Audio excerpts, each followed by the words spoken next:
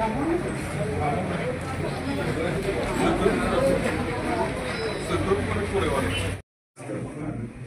आलेले सगळे लोक मी राजकारणात येण्यापूर्वी त्यांच्यावरती 307चे 4 गंभीर गुन्हे असणार आहेत अशी लोक इथे येऊन कायद्याच्या भाषा करतात आणि धमकवतात, त्याचा पहिल्यांदा मी निषेध करतो।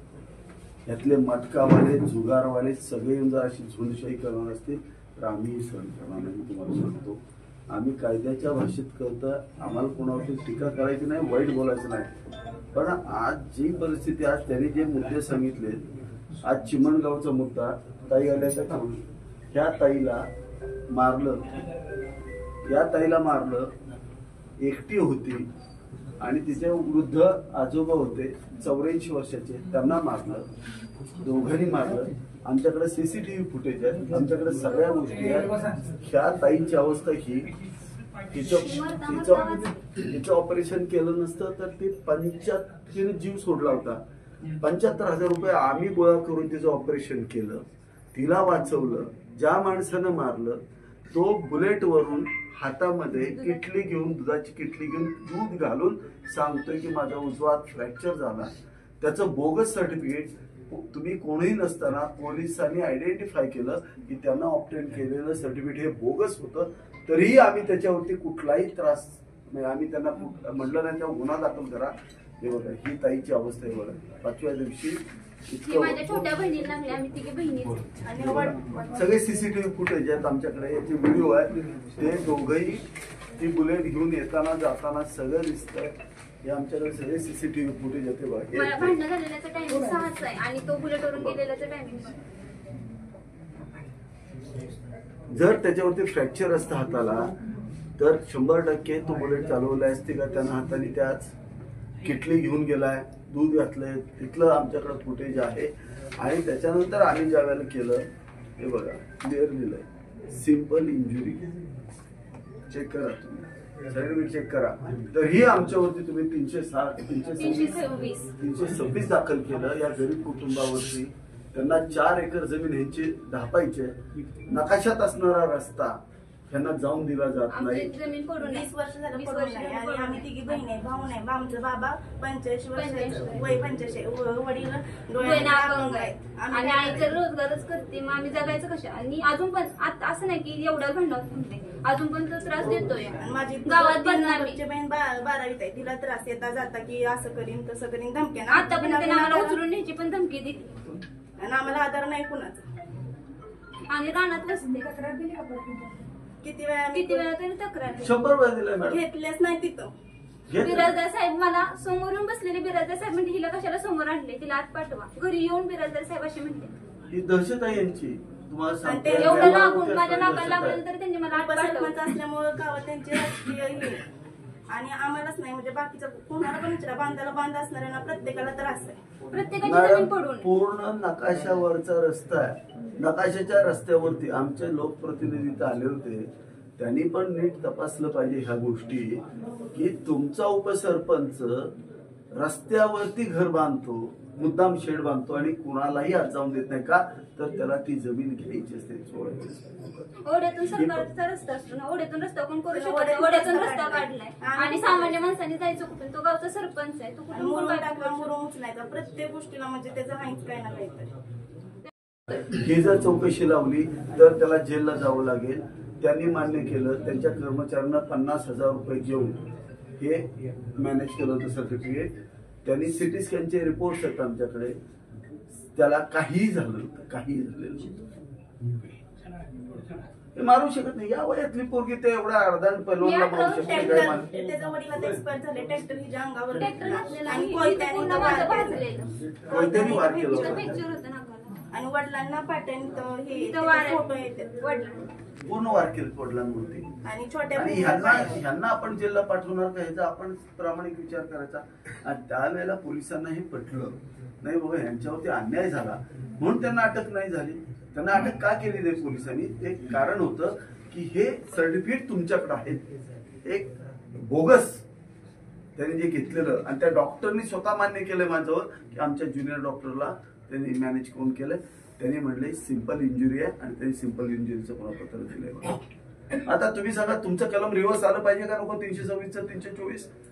मग का त्यांनी 326च्या जामीन अर्जासाठी पळायचं? बरं त्यांची परिस्थिती आहे का? रोजानं जाणारी माणसं आहेत ती. आणि आमची लग्न झाले तर आम्ही काय करायचं आई वडिलांसाठी? त्यांना कोण सांभाळणार आहे? आम्ही किती पुरणार आहे त्यांना? म्हणजे तो राजकारणात आहे, तो राजकारणाचा दबाव आणतो, आई वडिलांना त्रास देतो. आम्ही किती म्हणजे 24 तास तर नाही ना त्यांच्याजवळ थांबू शकत. ती तिच्या घरी असणार, मी माझ्या घरी असणार. हिची बंधूची अवस्था सांगा काय चूक आहे यांची? आपल्याकडे सर्टिफिकेट मी नाही आणलेलं आहे, पोलिसांनी जाऊन आणलेलं आहे. ज्यावेळेला मी व्हिडिओचे फुटेजेस जेव्हा SP न दाखवले त्यावेळेला त्यांनी री चौकशीचे आदेश दिले आणि त्याच्यामध्ये त्यांनी स्पेशल ऑफिसर नेमला. त्यांनी स्वतः जाऊन हॉस्पिटलला जाऊन हे सगळे रिपोर्ट आणलेले आहेत, रिअल रिपोर्ट. पण त्यांचे स्कॅन आहेत, त्यांच्या सगळ्या गोष्टी आहेत, सगळ्या गोष्टी व्यवस्थित आहेत. मग असंच तर ह्या कुटुंबात तुम्ही जेलला टाकणार आहे का? त्या लोकप्रतिनिधीला सुद्धा काहीतरी वाटलं पाहिजे आपण किती अन्याय करायचा. हे झालं त्याची अवस्था. चिमणगावचं दाखव.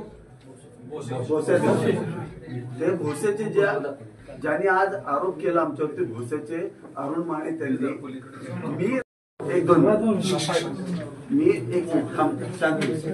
मी राजकारणात येण्यापूर्वी त्या अरुण मानेंवरती 4 307च्या केस आहेत. मी नाही घातलेल्या. 2 जजच्या कुटुंबियांना खून करण्याचा प्रयत्न केला. 2 जज आहेत ते आता डिस्ट्रिक्ट लेवलचे. चिमणगाव मध्ये एक मर्डर करण्याचा प्रयत्न केला आणि ह्यांच्या भावाला एक दाखव ना. आमच्याकडे क्लिप्स आहेत सगळ्या, व्हिडिओ क्लिप्स आहेत सगळ्या. खापे म्हणून नाही ना, शिकवतो इथे किती मारतात. आणि हेच तुमच्याकडून सांगतायत कायद्याचं राज्य पाहिजे म्हणून. कसे मारतात बघा. काल अरुण माने होते का नाही, त्यांची मुलं आहेत 2 सरपंच येतात जे म्हणतात ना बिहार आहे हे बघा. हे इतके वाईट लोक आहेत आणि त्यांचे सगळे जर व्हिडिओ काढले ना त्यांना महाराष्ट्रात तोंड दाखवायला जागा राहणार नाही. महिलांना काय भाषेत बोलतात ते आमच्या गावात एक जज आहेत, त्या जजच्या आईला बघा घरी जाऊन मारहाण करून कशी बोलतात बघा. ते राष्ट्रवादीचे दाखवा बघा. ते जज आहेत त्यांचं.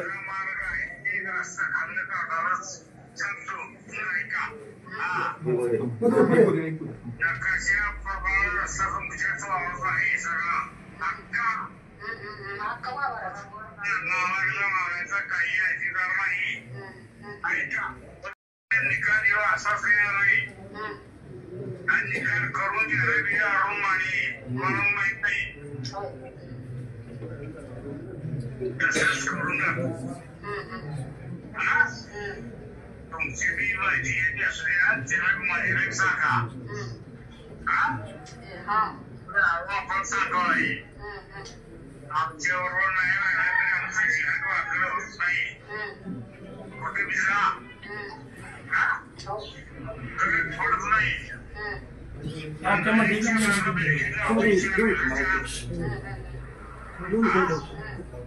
जेव्हा घरी बसली सगळी अरुण माहितीकडे आली. ऐकून का मुलं आवाला का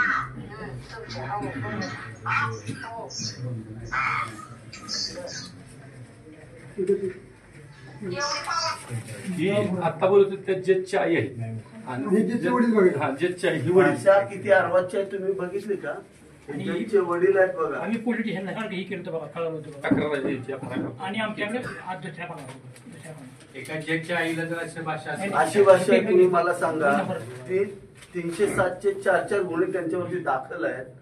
हे एक जज आहेत, दुसरे खापे म्हणून जज आहेत. त्याच्या अख्ख्या कुटुंबाला मारलंय त्यांनी. आहे का दाखवा ना त्यांना. हे मी राजकारणात येण्यापूर्वी त्यांनी केलेले उद्योग आहेत. आणि आम्हाला म्हणतो आमचा तहसीलदाराचा निर्णय झाला निकाल लागलेला नाही. पुन्हा प्रांताकडे त्यांनी अपील केलं होतं. प्रांताचा निकाल आमच्याकडे लागला तरी पण तो नाला आमच्या आजीत असून तो काढीत नाही.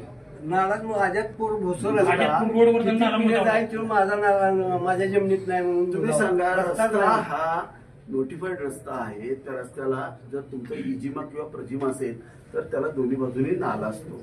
त्यांनी नाला बुजवलाय जाणीवपूर्वक, कारण यांच्या घरातली पाणी आमच्या पाणी जातं. सोडलं गावात जमिनीतलं पाणी म्हणजे ते आणि लोकांच्या घरातून पाणी वाटतंय. आणि दोन्ही पण निकाल आमच्यासारखे लागले, म्हणजे तहसीलदाराचे आणि प्रांताचे. पण तरी पण त्यांनी अजून ते काढीच नाही. ते अशीच भांडणच आहेत. आणि ह्याच्यापेक्षा काय खूप छोट्या, तुम्हाला एक 5-6 व्हिडिओ ऑडिओ क्लिप ऐकवल्या ना, जे बिहार केला म्हणतात ना, त्यांना तोंड दाखवायला जागा राहणार नाही. इथे महिलांना त्रास आहे, सामान्य माणसांना त्रास आहे ह्या लोकांचा.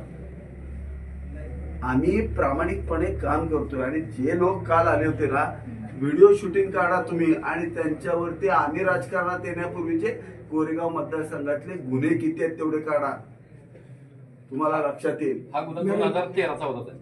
त्यावेळेस काँग्रेस राष्ट्रवादीचे सरकार असताना त्यावेळेस आर पाटील गृहमंत्री होते आणि हे तालुका मतदारसंघाचे अध्यक्ष. साहेबांना भाषा काय वापरली परवा त्यांनी इथं कालच? नाही ते, आणि दुसरी भाषा काय होती त्यांची, ते म्हणतात आज कायद्याचं राज्य बिहार म्हणतात. माझ्या घरात जर पोलीस आला तर मारणार म्हणाले. आम्ही ऐकलं, आम्हाला फार वाईट वाटलं. मला एकच गोष्ट त्यांना विचारायची आहे, ज्या डॉक्टरला तुम्ही आजपर्यंत प्रोटेक्ट केलं त्याचं नाव काय देतो, डॉक्टर होय म्हणून आहे ते, त्यांच्यावरती हायकोर्टामध्ये जामिनावरती आहेत. ते कशासाठी आहेत? एका मुलाच्या आत्महत्ये प्रकरणीच आहेत ना जामिनावरती. आणि किती त्यांच्या हॉस्पिटलमध्ये माणसं मेले, तर 5 खून झालेल्या त्या हॉस्पिटलला जबाबदारीनं बोलतो, तरी तुम्ही पचवणार खून. हे 5 जणांनी आत्महत्या केल्या तिथं, या आत्महत्या दाखवल्या गेल्या, हे खून आहेत, आमचा जाहीर आरोप आहे. अशा आरोपींना तुम्ही पोलिसांच्या देखत पळवून, महेश शिंदेच्या जरी घरात आरोपी आला तरी सुद्धा पोलिसांना संविधानानं अधिकार दिलाय. महेश शिंदे सहित त्याला आत टाकायचा अधिकार आहे तो संविधानाचा. आणि पोलिसांना डिमोरलाइज करतायत ते लोक. कोण करतायत? ते 2 नंबर धंदेवाली करतात. आज आम्ही जेव्हापासून इथं आलोय तेव्हापासून सगळी गुंडगिरी बंद आहे, सगळं शांत आहे. रोज हाणामाऱ्या, रोज खून असायचे इकडे. हे आपली पोलीस स्टेशनला ही होती फौजदार, ती सर घाबरली, 10 रुपये आला होता पोलीस स्टेशनला, शिवीगाळ देत होता माझ्या सामने. तरी पण ती फौजदार होती, ती गप झाली. का त्याला मान्य आहे, अजून मान्य आहे. काय चाललंय काय म्हणून आम्ही एसपीकडे गेलो होतो वरती सातारला. तिथनं आम्हाला डिस्ट्रिक्ट जज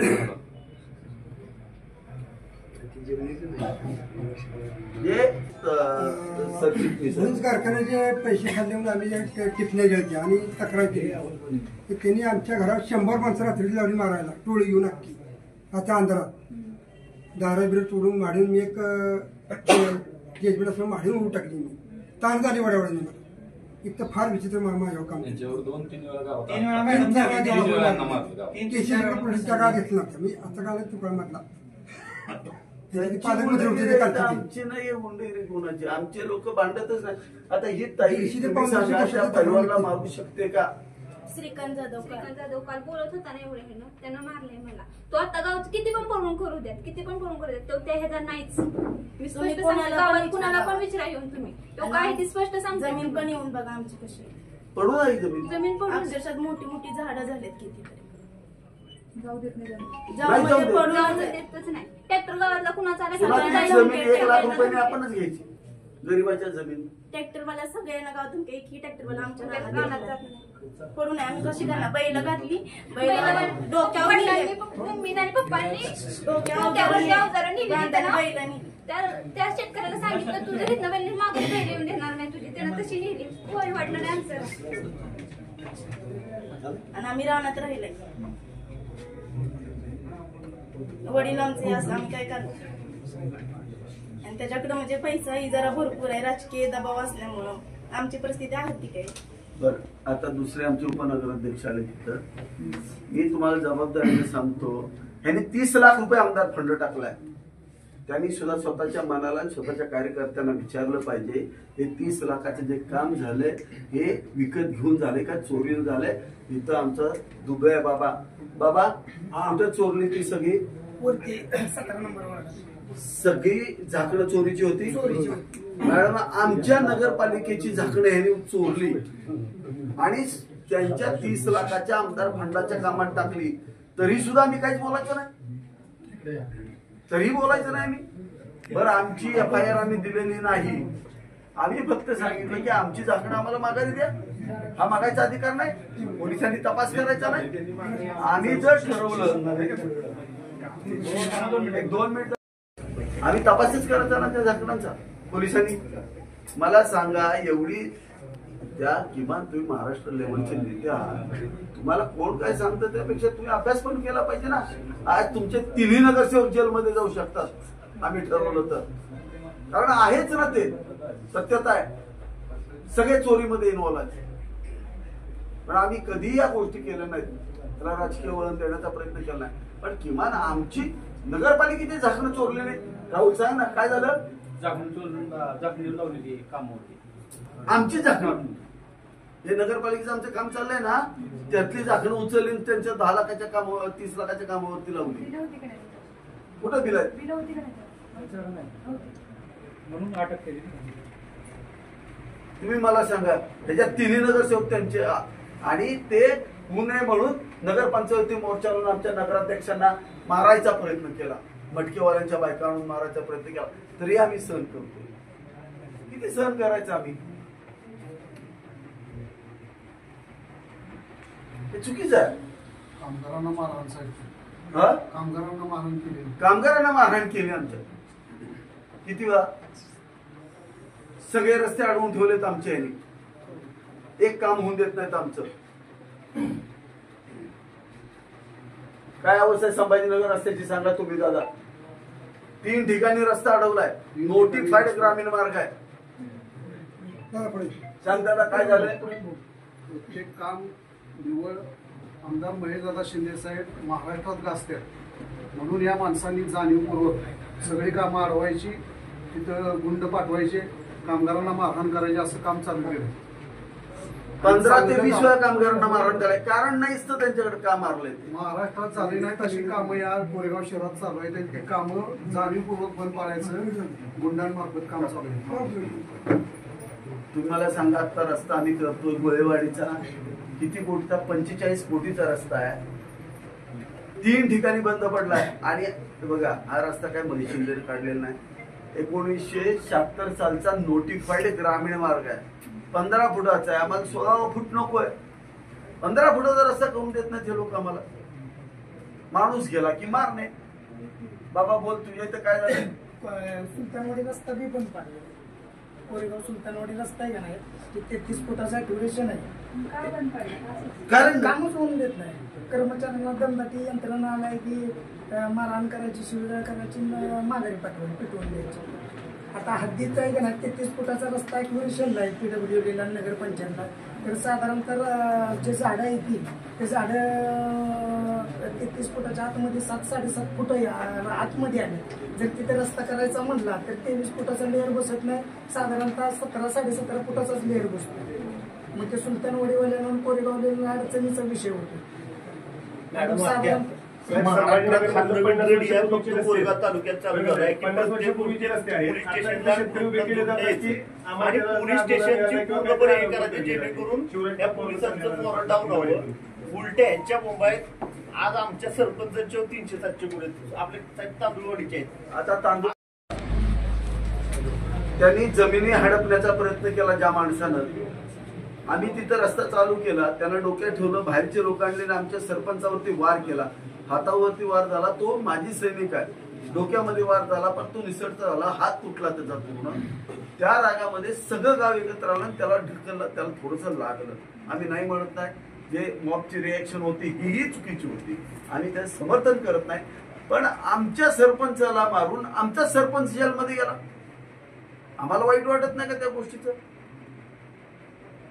वार बाहेरच्या लोकांना आमच्या सरपंचावरती वार केले, आणि तुमच्या पोलिसांनी आमच्याच माणसाला जेलमध्ये टाकला, तरी आम्ही गप्प बसलो. पण तो कोणासाठी लढतोय? अख्ख्या गावची जागा चोरली एका त्यांच्याच नेत्यानं. 70-80 हजार रुपयानं करार केले त्या नालायकांनी. तिथं 40 लाख रुपये एकराची जागा येते. बोगस सगळ्या नोंदी केल्या. ह्या बोगस नोंदी सिद्ध झाल्या प्रांतांच्या पुढं, कलेक्टरच्या पुढं. त्या सर्कलला नोटीस दिल्या गेल्या, तो चुकीचा वागलाय म्हणून. या अशा पद्धती असल्या तर लोक काम कशी करणार? ह्यांचे लोक मारामाऱ्या करणार, ह्यांचे लोक 2 नंबरचे धंदे करणार आणि इथून पुन्हा पोलिसांवर दबाव टाकणार आणि आम्हाला बदनाम करणार। आज कोरेगाव इतकं शांत आणि सज्जन आहे। काही ठिकाणी आमचं पण चुकलं असेल, आम्ही मोठ्या मनानं माफी मागतो आणि मी स्वतः एक ठिकाणी झालं, मी स्वतः त्यांची माफी मागितली, हे चुकलेलं आहे म्हणून सांगितलं आणि त्या लोकांनाही माफी मागायला लावली। जिथं आमचा कार्यकर्ता चुकतो आम्ही जाऊन पुढच्याची माफी मागतो, परंतु जर अशा पद्धतीचं जर महाराष्ट्र लेवलचा एक नेता अशा पद्धतीचं चुकीचं वागत असेल तर ही शोकांतिका एवढंच मी सांगतो। मग आम्हाला पण काही पॉइंट द्यावे लागतील, ज्या पॉइंट मध्ये तुम्हाला जबाबदारीने सांगतो, पत्रकार पण येत आहेत, ज्या दिवशी पुण्यामध्ये मर्डर झाला मोहचा त्याचे सगळे आरोपी यांच्या जवळ होते, ते सीसीटीव्ही फुटेज पण माझ्याकडे आहेत आणि त्याच्या ज्या गाडीनं आलं ना त्या गाडीचे सगळे माझ्याकडे पुरावे आहेत। मोहचा मर्डर झाले सगळे इथं आरोपी होते, 5 दिवस इथं होते, सगळे गुंड ह्यांच्याकडे येऊन राहतात पुण्यातले, आमची सगळे गुंड इथे येऊन राहतात आणि आम्हाला गुंडगिरी मानतात, तुम्ही गुंड मानता।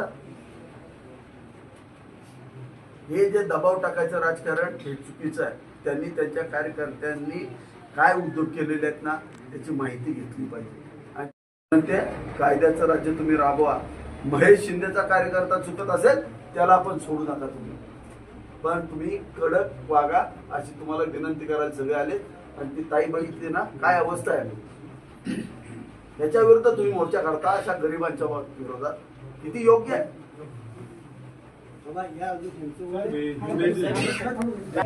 केल्यानंतर परत बाहेर जाऊन परत त्या सगळ्या मिजाशी मारतात, ही सगळी घाबरत नाही, सगळी आधी गरीब जनता घाबरते नाही। कालचे स्टेटमेंट यांच्यात व्हिडिओ लिक झाले सगळे, काय पोलीस प्रशासनाचे इथे राहणार आहे आणि त्यांच्यावर सुद्धा साहेब जे काल उर्मटपणे इथं जे बोलल्यात त्यांच्यावर सुद्धा गुन्हे दाखल करा तुम्ही, मी तर म्हणतो त्यांचं मॉरल वाढलं पाहिजे। मी काय म्हणतो, एखाद्या ठिकाणी चुकलं असेल तिकडे फाशी देऊन टाका, आम्हाला देणं घेणं नाही। ह्या कोरेगाव मतदारसंघामध्ये कायद्याचं राज्य आहे ते तसंच चालू ठेवा, अन्यथा एकही गोरगरीब माणूस इथं राहू शकणार नाही, एवढी दहशत आहे। सगळ्यांच्या शेजारचं जातो, खात्यातनं जातो ना, कुणाचीच नाही ती एकट्याची अशी कुणाचीच नाही, सगळेच कुणाच्यातनं तरी जातात, जाऊन दिलं पाहिजे ना सगळ्यांना। इथून तिथून त्याचाच आहे, मग आम्ही जायचो कुठं 15 एकर आणि आमचं मध्ये असतं तर आम्ही जायचो कुठं? बरं सरकार आम्हाला रस्ता दिल्या तर रस्त्यावरून टाकलेला उचलून आणि नकाशातला रस्ता आहे त्यांचा, तुम्हाला नकाशा आणलाय, नकाशा दाखव त्यांना, क्लिअर नकाशावरचा रस्ता आहे, एक साखळी रस्ता आहे, क्लिअर नकाशावरचा रस्ता आहे, जाऊन नाही। मग कोण सण करते? आम्ही सण करतायत का ते सण करतात? परवा त्या कॉन्ट्रॅक्टरच्या तिथं माणसाला पण मारलं ना, कुठे निलेश चिमणगावमध्ये मारलं ना, ते तिथं ब्रिज चालू आहे का, ते ब्रिजचं काम होऊ नये थांबवायचं आणि लोकांचे ऊस जाणारे ऊस थांबतील ना, म्हणजे त्यामुळे त्या भागातले ऊस जे जर्डेश्वरला जातात ते थांबवण्यासाठी, तो बंद पाडण्यासाठी त्या कॉन्ट्रॅक्टरच्या माणसांना इतकं मारले बांधून, इतकं मारलं, विचारा किती मारलं। लोकांची ऊस नाही गेली की लोक त्रस्त होतात। साहेब आमचा विषय एवढाच आहे, 50 केसेस आहेत त्याच्यात, 10-20 वर्षाला पोलीस स्टेशन दखल घेत नाही, प्रांत ऑफिसला पडलेलं तिथून बी कारवाई, त्याच्यावर 50 केसेस म्हणते की तो पेलाला त्याच्यामुळे त्याला नेला नाही, तो वर्षी एखाद्याचा मर्डर केला तर त्यानं काय करायचं, आणि 15 दिवसाला तक्रार आहे, ही पडलेलं 15 दिवसाला त्याच्यावर तक्रार, 50 केसेस गेले, तरी दखल घेताना आम्हाला बोलून देत हे असले त्यांचे प्रमुख कार्यकर्ते। आणि बायकांना जे नाही घरात रातच्या शिरपी नसा नांगरावून असले त्याची वागणूक, तरी बी त्याला कायच होत नाही, नेल्यावर करते ती सुटून येते। त्याला मारले काय मारले म्हणले, तो पिला असेल म्हणून मारला असेल आणि तो पिऊन आलाय, पोलिस त्यावेळेस पेलाला होता त्यावेळेस, तरी त्याला नेला, म्हणजे कशाला प्रांत ऑफिसर गाडीपारचं हे सर्व, पण तिथून कारवाई झाली। परवा नगरपंचायतीच्या बाबतीत पण तसंच झालं। आम्ही बल्ला साहेब आमची काय चूक होते जर बाहेरच्या लोकांना जर शांत बसवणार, परवा एक सांगा, नगरपंचायतीनं पोलचं काम चालू होतं, कॉन्ट्रॅक्टरला मारलं का नाही तुम्ही मला सांगा. सगळ्या लोकांच्या पुढे मारलं.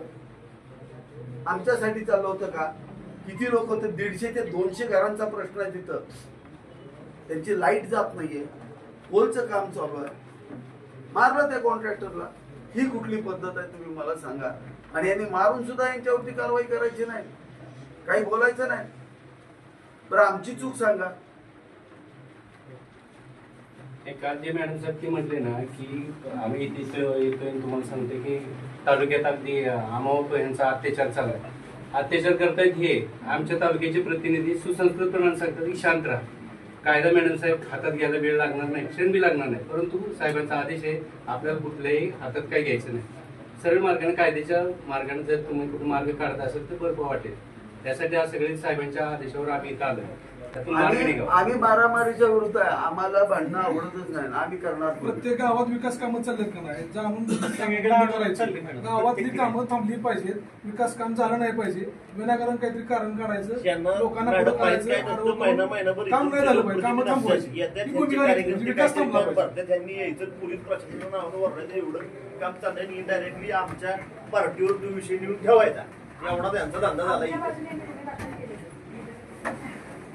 फार कमी आहे. 1% नाही आहेत. 1% तुम्ही गुन्हे दाखल केले नाही तेवढा त्रास आहे. समोर तुमच्या इथला किती वेळा बंद केला चौक? तुमच्या दारात तिथं 2 वेळा मारलंय आमच्या कर्मचाऱ्याला. इथं तुमच्या दारात दिवसच्या जीसीबीवरच्या ड्रायव्हरला शिवीगाळ केली. निम्मा डिवायडर झालाय, निम्मा राहिलाय. त्यात जर कुणाचा अपघात झाला तर ऊसाचे ट्रॅक्टर वगैरे चालू आहेत, एखादी जीवित झाली तर जबाबदारी घेणार का ती? उपनगराध्यक्ष कोरेगावची माझी इतकी परिस्थिती वाईट आहे की जिथं काम चालू आहे त्या ठिकाणी जाऊन धोरणा करणे. आतापर्यंत तुम्ही बल्लासाहेब इथं आहेत, तुम्ही विचारा आमच्यातल्या कुणी मारलंय त्यांच्या कार्यकर्त्याला, त्यांचं काम कुठं अडवलंय, अशी काही परिस्थिती आहे का? आम्ही त्यांचं एकही काम अडवलेलं दाखवा किंवा त्यांच्या एखाद्या कार्यकर्त्याला आम्ही मारलेलं दाखवा. राजकारण सोडून देऊ आम्ही. आमच्या असते संस्कृतीच नाही. पण हे असतात मुंबईला, येत्या 2-3 महिन्यानंतर इथं. आणि मग हे कार्यकर्ते 2 नंबर धंदेवाले यांच्या डोक्यात घालतात आणि दंगा करतात इथं. त्यांच्या जेव्हा उड्या मारतात. आतापर्यंत जेवढं काय केलं की नाही, गेल्या 10 वर्षात मतदारसंघाला माहितीच की कुणी आतापर्यंत अन्याय केला आणि कुणाकडे कसली लोक आहेत ती गुंड प्रवृत्तीची लोक सगळी त्यांच्याकडेच आहेत ना. कार्यकर्त्यांवरती गुन्हे दाखल आहेत. नेता पण जामिनावरती, कार्यकर्ते पण जामिनावरतीच बाहेर आहेत. त्यामुळे त्यांनी ते सुसंस्कृतपणा इथं दहशत वगैरे चालली असं काय त्यांनी इथे येऊन सांगितलं नाही पाहिजे. मॅडम काल अटॅक केला आणि 307 कलमात आरोपी अटक होते आणि पुन्हा 307 कलम 324-26 झालं. तर त्यांनी अगोदर सिव्हिलचं ऍडमिट करायला लावलं सिव्हिलला. तर त्यांनी पाटलांच्यात ऍडमिट केलं आणि तिथून खोटी सर्टिफिकेट देऊन आम्हाला 35 दिवस जेलमध्ये ठेवलं, मला आणि माझ्या भावाला. आणि त्यांनी पण सर्टिफिकेट देताना नॉर्मल इंजुरीच. Normal injury. तुम्ही सांगा 307 दाखल केलंय. जर मी आमदार आहे तर मग ह्याच्यावर 307 कसं दाखल झालं?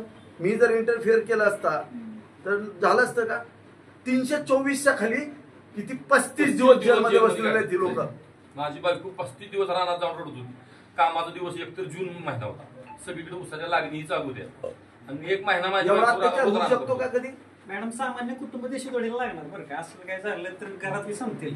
भयानक गोष्टीला अरुण माने माणूस आहे. आम्ही गृहमंत्र्याला सुद्धा तक्रार दिली त्याच वेळेस बाबा. त्यांनी गावाच्या वनीकरणातलं मुर्मीकरण उचलले, हे असले लय उद्योग केले. आम्ही गृहमंत्र्याला तक्रार आणि ती लोक येऊन इथं बिहार झाला म्हणतात. ही शोकांती काय? मी जर त्याच्या महिलेच्या बाबतीतले सगळे जर व्हिडिओ जर व्हायरल केले ना, त्यांच्या नेत्यांना सुद्धा महाराष्ट्रात तोंड दाखवायची जागा राहणार नाही. जबाबदारीनं बोलतो. सगळे आमच्याकडे आहेत. जजच्या आईला काय भाषा वापरली बघितलं? ही भाषा यांची. वयोवृद्ध आहेत, त्यांच्या काकांची मिसेस किती वयाची आणि त्यांचे घरातले, तरी ही परिस्थिती आहे. आणि मॅडम 35 दिवस जेलमध्ये असताना मी आणि माझा आणि 324 कलमामध्ये जेलमध्ये 35 दिवस माणूस बसू शकतो. आम्ही काय करायला पाहिजे पोलिसांवरती? मी उलट विचारतो. मॅडम आम्ही एका व्यक्तीच्यातनं दुधाचा रतीब लावला. ते एक रोज सकाळचे त्यांच्याकडे जाऊन सांगायचं वय ह्यांच्यात दूध घालू नका म्हणून. आम्ही जेलमध्ये असताना ही असली वृत्ती असते माणसाची. कालच्या विधानाबद्दल पण त्यांच्यावरती गुन्हा दाखल करा. पोलीस स्टेशनमध्ये येऊन दम देऊन ते हायकोर्टात 307 लावतो. मी सोडणार नाही. ही कुठली पद्धत? माझं म्हणणं उलट आहे. 307 त्याने लावून दाखवायचं. माझं चॅलेंज, मी आमदारकी सोडून देणार. अरे पोलिसांनी त्यांनी जिथं दाखल केलंय तिथला रिपोर्ट सिंपल इंजुरीचा आहे. म्हणजे ते अभ्यास करतायत का नाही? नेता कानात सांगाल तेच ऐकतात, त्यांचा कार्यकर्ता सांगाल तेच ऐकतात, जे रिअलिस्टिक ते. आणि त्यांना लाज वाटायला पाहिजे की विनाकारण ह्या कुटुंबाला 35 दिवस जेलमध्ये बसवलंय. ही कुटुंब मॅडम, मी 35 दिवसात 1 दिवस सुद्धा जेलमध्ये झोपलो नाही. 1 दिवस सुद्धा. कारण न गुन्हा करता असं वाटत होतं की तुडवून आत बसलो असतो बरं झालं. हात सुद्धा न लावता त्याला हात लावता मला आत बसवलं 35 दिवस. सगळं शेतकऱ्यांचंच आहे. मोठ्या कुटुंबातलं कोण आहे? ही सगळी सामान्य आहेत. शिवणगाव मध्ये 2013ला बी त्यांनी 2013ला म्हणजे कधीपासून गुन्हे करतात ते बघा. तालुका अध्यक्ष राष्ट्रवादीचे असताना 2013ला खापे नावाच्या जजच्या अख्ख्या कुटुंबावरती वार केले, गोटे तोडले, तलवारी त्यांच्यावर कलम आहेत बघायची. आणि आम्हाला गुंड म्हणतात. ते किती वाईट आहे. आणि हे कायद्याची भाषा बोलायला लागले तिथे. कागदपत्र देतो, तुम्ही त्यांनी जे बोललेत का नाही भोसेच्या बाबतीत, 324 कलम असताना 35 दिवस का बसवलं? पुढच्यानं बोगस गुन्हा दाखल केला म्हणून त्याला तुम्ही जेलमध्ये बसवा. मारलंय बघितलं ना, ह्यांनाच मारलं आणि बोगस केस त्यांच्यावर टाकले. व्हिडिओ पुरावा आहे आमच्याकडे. किती मारतात बघितलं तुम्ही? व्हिडिओ दाखवला ना तो.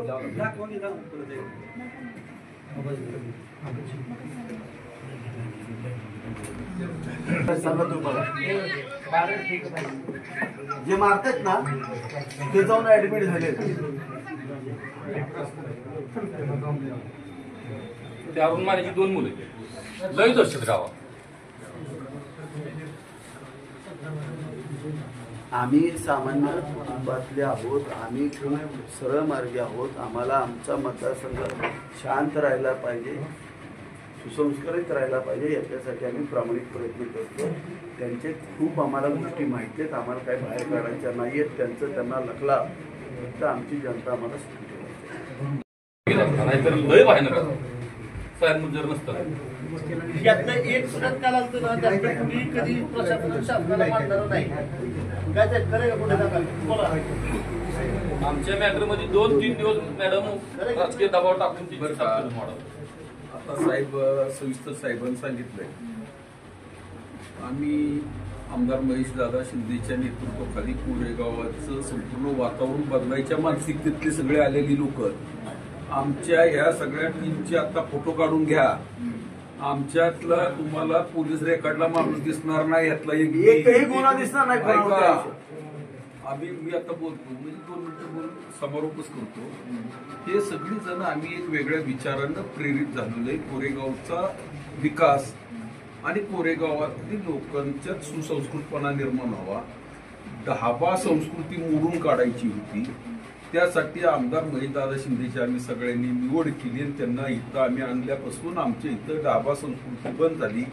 तरुण मुलं जी वाह्यात चाललेली होती ती जाग्यावर आलेले, ती बऱ्यापैकी आता प्रत्येक गावात नाही तर संध्याकाळी तरुण मुलांचा इतका धिंगाणा असायचा ते बंद झालेलं आहे. काही काळ कोरेगावात तुम्ही नव्हता, रात्री 10 नंतर माणसं बंद, पानपट्ट्या बंद, ही परिस्थिती एकदा कोरेगावात निर्माण झाली की इतकी मुलांचा त्रास व्हायचा.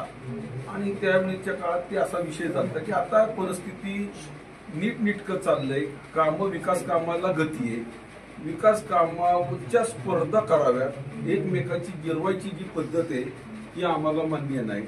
आज आमदार महेशदादा शिंदेनी समजा 50 कोटीचं काम आणलं, तुम्ही 60 कोटीचं आणून ती जिरवा.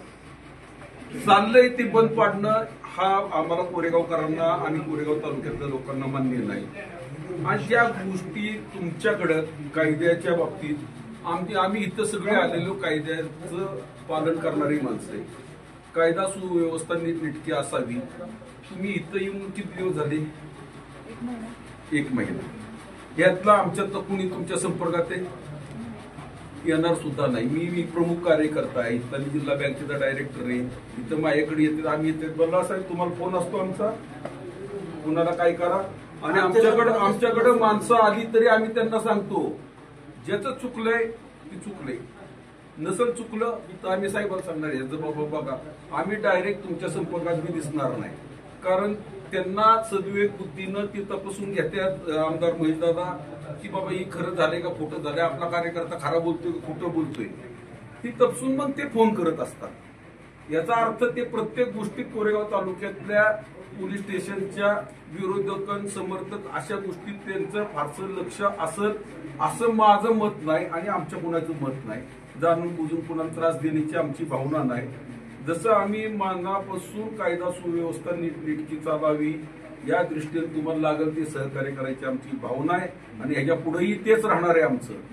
पण ज्या गोष्टीचा भाव करून बदनामी करायचं काम महेश शिंदेच्या बाबतीत आमदारांच्या बाबतीत चाललंय ती यापुढं आम्ही आता सहन करणार नाही. याच्या पुढं जे काय असं सरळ कायद्याच्या बाबतीत तुम्ही तपसून घ्यावं आणि जे काय भाषेचे आता तुम्हाला एवढं तरी आज लक्षात निश्चितपणे माझं म्हणणं आलं असेल की आमच्या भाषा कशात आणि काल तुम्ही ऐकलेल्या भाषा काय तोंडातले शब्द ते आमच्यात आम्ही सुसंस्कृतपणानं वागतो. आम्हाला कायदा सुव्यवस्था इथं नीटनेटकी ठेवा, ज्याचं चुकलंय त्याच्यावर कारवाई 100% करा.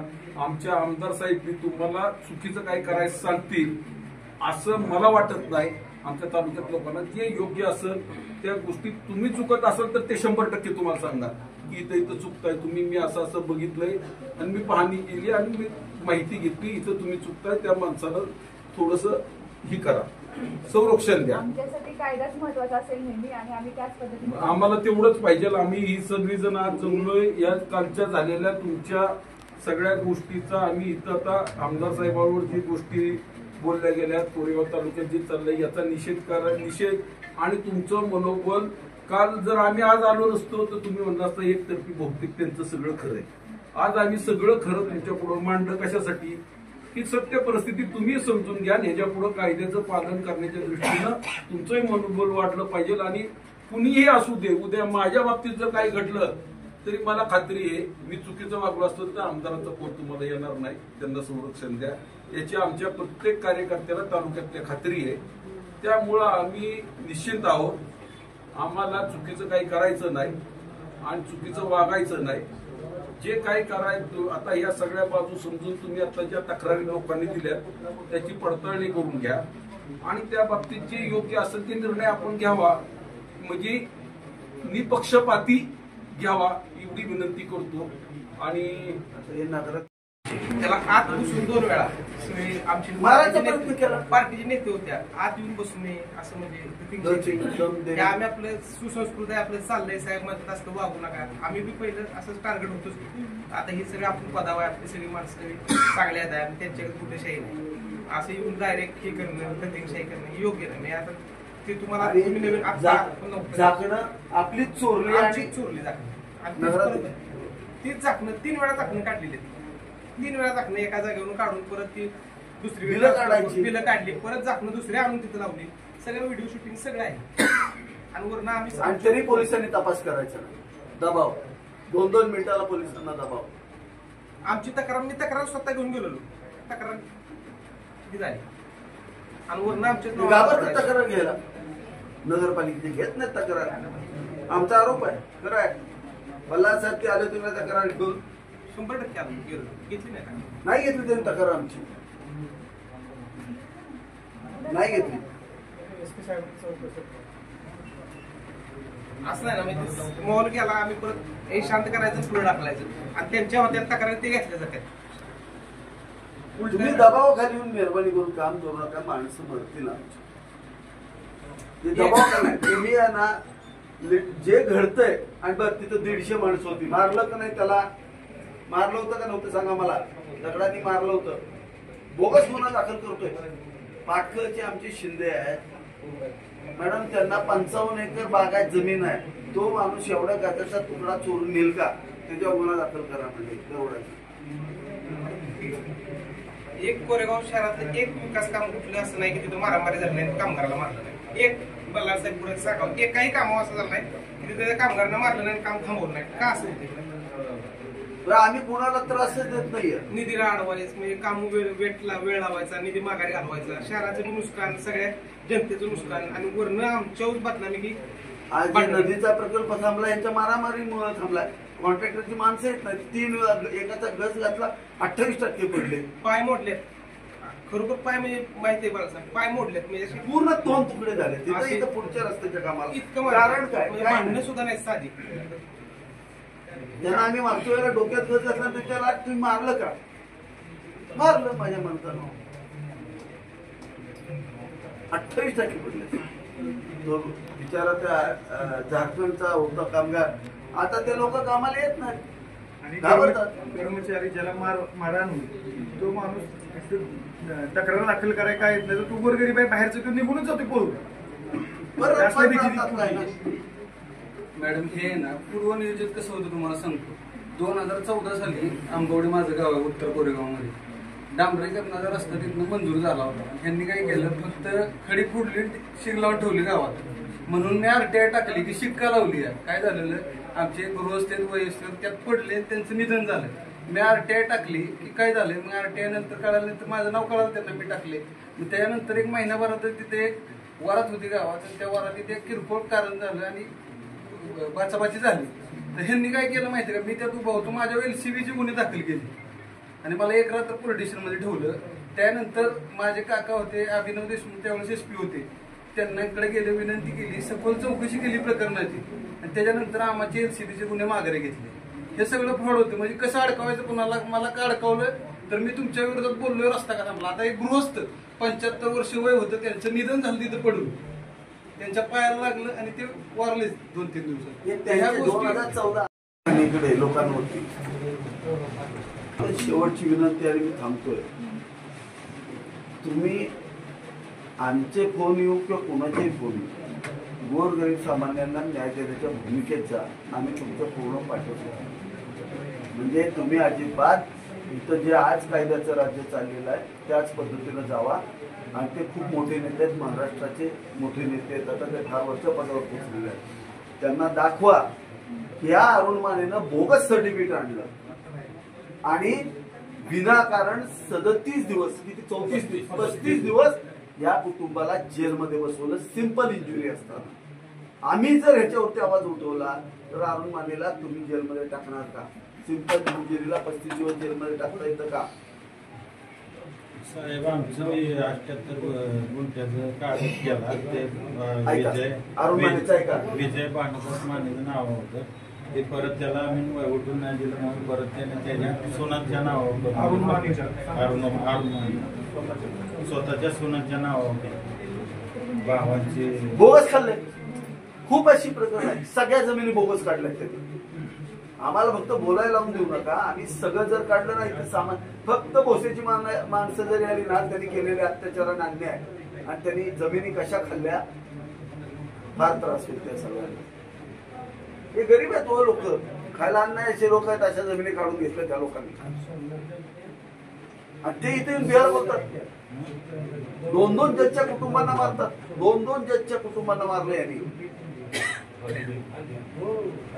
माझ्याकडे गेले ते सोमनाथ दुधावले, आम्ही नाहीच देऊ शकत नाही, इतकी दहशत आहे. मारणार मॅडम कुटुंब सगळी मारली, ती आम्हाला मारलं, त्यांना मारले, ते जज आहेत त्यांना 5-7 कुटुंब जी मोठी आहेत का नाही ती त्यांना विरोध करते, ते राजकीय सगळ्यांना हाताखाली काढलं. सत्ता ह्यांची, पोलिसांना ती कोणच देत नाहीत का, FIR सुद्धा नोंदवून घेत नाही.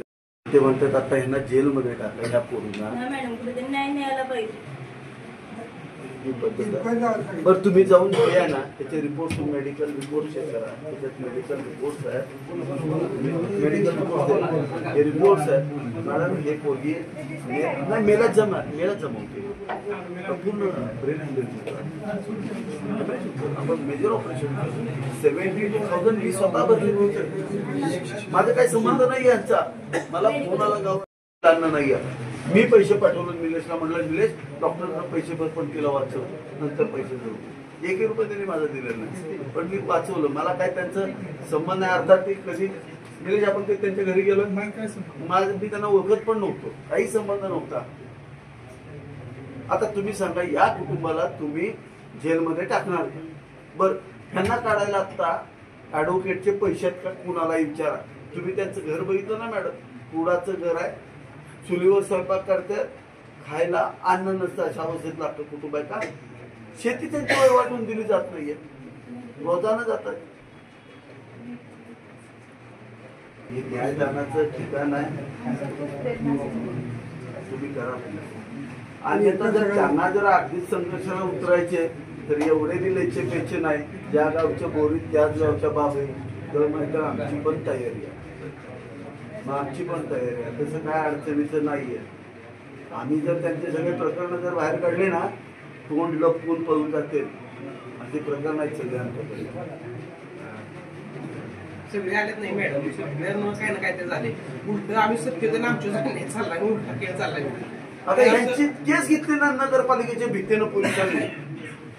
तिन्ही नगरसेवक चॅलेंज सांगतो जेलमध्ये जातील आता, तिन्ही नगरसेवक.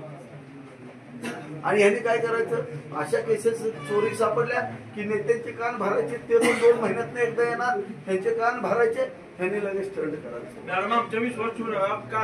काल जे आलेली त्यांची पहिली फळे त्यांच्यावरती आम्ही नाव सांगत नाही, तुम्ही त्या फोटोवरती नाव बघा, त्यांच्यावरती गुन्हे किती आहेत बघा. आता सुद्धा इथं जी पहिली फळे त्यांच्या बाळातून किती गुन्हे काल आलेली सगळी अशी चालली आहे का नाही,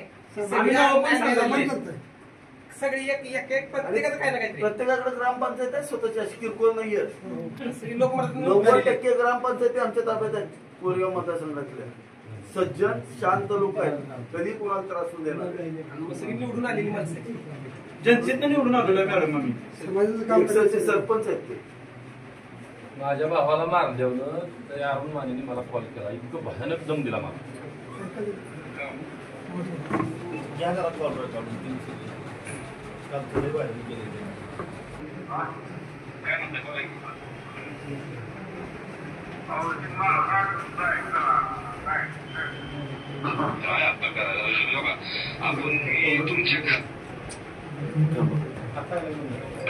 मी तुमच्या खरंच काळजाचा मावतो, तुम्ही मोठपणा करायला लागला, तुम्ही कुठलं कशाला मारा, तुम्ही 2 पद्धतीने असं आम्ही 10 वेळा करतो. जाऊ दे विषय तेव्हा सुद्धा म्हटला माझं कसं आपण केलं, वडील झालं म्हणतं मी आपण ते म्हणलं मला सोडा जाऊ दे. पण तुम्ही रोज असे ग्रुप महाराज घरात चुकीचं आहे. तुम्हाला बरोबर वाटतं सांगा, म्हणण्याचा विषय नाही, तुम्हाला बरोबर वाटतं का ग्रुप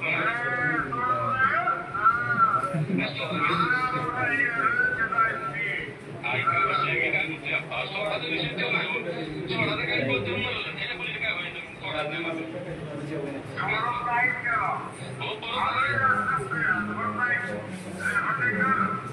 तुम्ही कधी केला मी काय म्हणतोय का करू नका. सोडाचा विषय ते पुढचा पडलं, पण तुम्हाला स्वप्न महाराज काय काढून दे सगळ्यांनी जाऊन. तुम्ही एकट्याने जाऊन फक्त लावायचं तुम्ही. हा बोला की मी तो काय म्हटलं का, तुम्हाला काय म्हणलं तुमचं तुम्ही दोघं मिटून घ्या. तुम्हाला काय म्हटलं काय परवा तुमचा फोन आला बघा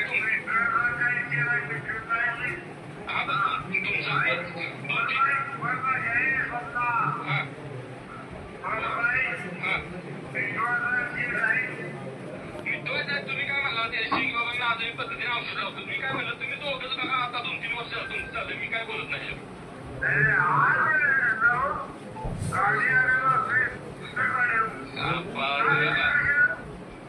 ऐका दोघं मी तुम्ही एकामेकाला क्रॉस झाला त्यामुळे आता काय तुम्ही सांगायचं.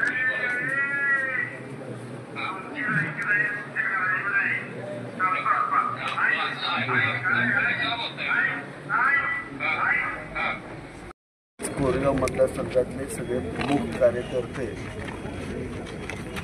पोलीस स्टेशनला आलेले आहेत.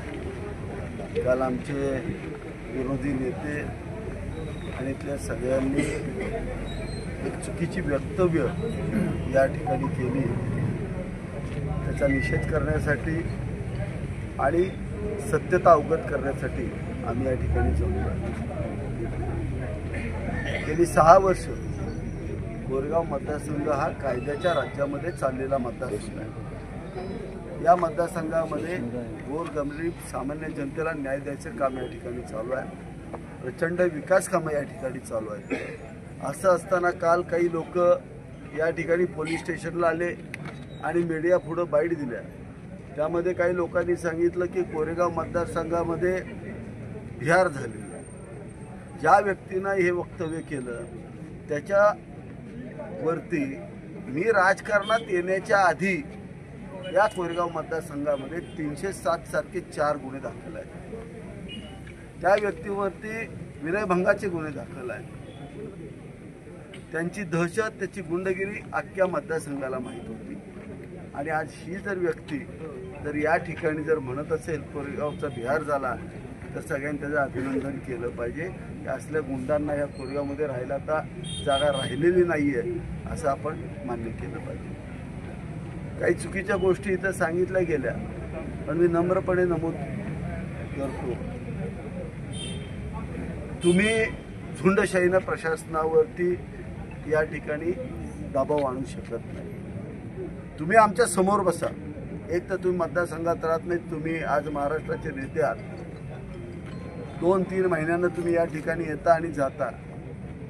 तुम्ही प्रत्येक प्रकरणाला आणि त्या प्रकरणामध्ये स्वतः शहानिशा करा.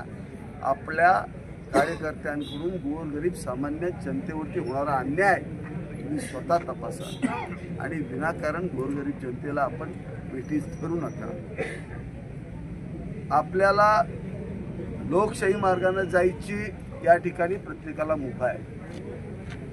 एका बाजूला आपण लोकशाहीचं द्योतक म्हणता, परंतु एक आरोपी, ज्या आरोपीला तुमचा माजी नगरसेवक गाडीवरती घेऊन फरारी आरोपीला घेऊन फिरत असतो, त्याच्या मागे जर पोलिसांनी कारवाई केली असेल तर तुम्ही पोलिसात जर माझ्याकडे आले तर मला मारायची परवानगी द्या. ही कुठली संसदीय भाषा, कुठली घटनात्मक भाषा आपण बोलताय याचं आम्हाला कळत नाही. या भाषा चुकीच्या असतात, आपल्यासारख्या मोठ्या नेत्यांच्या तोंडी शोभत नाहीत. माझी विनंती आहे की अशा भाषा करू नका. आपल्याला सगळ्यांना, सत्ताधाऱ्यांना आणि विरोधकांना मिळून एकत्र हा मतदारसंघ शांत आणि चांगला ठेवायचे. आपल्याबरोबर आलेले जेवढे सगळे लोक होते त्यांची एक यादी काढा आणि त्या यादीमध्ये प्रत्येकाच्या नावाच्या पुढं तुम्ही मंत्री असताना दाखल झालेल्या गुन्ह्यांची यादी काढा. आम्ही आमदार नाही, तुम्ही आमदार आणि मंत्री असताना तुमच्या कार्यकर्त्यांच्या पुढं दाखल झालेले जे तुमच्या बरोबर होते त्या गुन्ह्यांची यादी काढा. त्याच्यानंतर स्वतःचं आत्मपरीक्षण करा. आपण कायद्याच्या राज्यावर बोलावं किंवा नाही याचा शांतपणे विचार करा. आजच्या दिवसापुरतं एवढंच आहे.